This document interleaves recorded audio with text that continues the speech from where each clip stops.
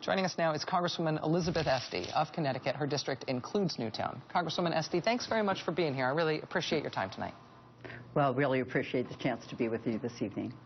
In terms of people marking the anniversary in their own towns and in their own states and not in Newtown, are you hearing about plans like that? Are you hearing about ways to channel the effort around Newtown into helping people mark it in their own ways and in their own towns?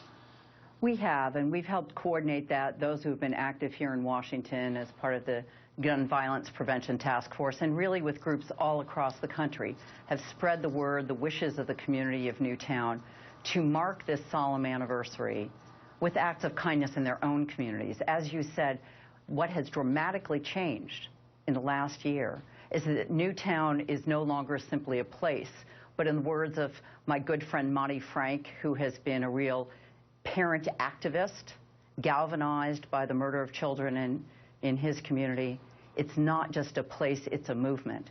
And that movement is happening in cities and towns all across America. We can see now that in year one of this movement, as you say, there has been some policy change. There has been some policy change at the national level and in blue states, not so much in red states who sort of carried on as they did before. In terms of the Gun Violence Prevention Task Force, meeting groups, bringing people together in Washington to talk about policy, in terms of what you are hearing people trying to work on in the states, do you expect there to be further change in terms of law?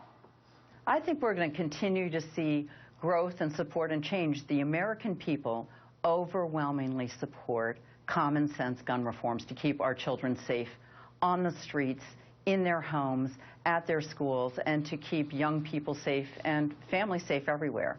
Today we had a group of families from all across America, and it's not simply Newtown, but it's Washington, D.C., and it's Hartford, Connecticut, and it's Chicago, and it is every city and every town in America that's affected by this epidemic of gun violence.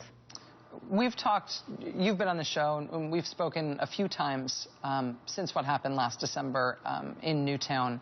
I wonder, looking back on it, looking back on the way this past year has gone, if there's anything that you knew now or that you have learned over the course of this year that you wish you knew then, if there's any advice that you could give yourself or anybody else who's ever going to have to deal with something like this about how to cope, and in your case, how to lead in this kind of a context. I think you have to use as a touchstone. In my case, it was using what it felt like to be a parent and hoping to be as respectful as I possibly could be and as courageous as these families have been. And rather than responding with anger or despair, as they'd have every right to, instead they've led with courage and hope and kindness. And that has really inspired me. And I think, frankly, it's opened the eyes and the hearts of America to the price of inaction. And that inspires me every day. And their courage and their persistence is what I've taken to be my mission, persistence. We cannot give up. They not, and we must not. Local officials in Newtown have been very vocal. The superintendent of schools, the first select woman is essentially the highest elected official in the town, and others, representatives of the families, have talked about how they do not want people to come to Newtown physically. They don't want the media there. They don't want people to visit. They don't certainly want people to send anything to the town on the occasion of marking 1 year since the massacre happened. I wonder if you share those feelings and if you feel like they're being respected.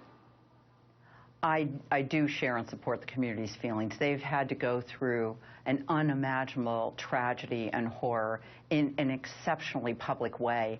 And they've channeled that outpouring of grief and that outpouring of support in remarkable ways. But this 1 year anniversary really is a time for them to regroup, to grieve, to heal in their own private ways. And I think they've been very wise to call on us as a nation, those of us who are moved by not only what happened in Newtown, but by gun violence in our own communities, to take positive steps, respond with an act of kindness. That's what we're doing in Washington.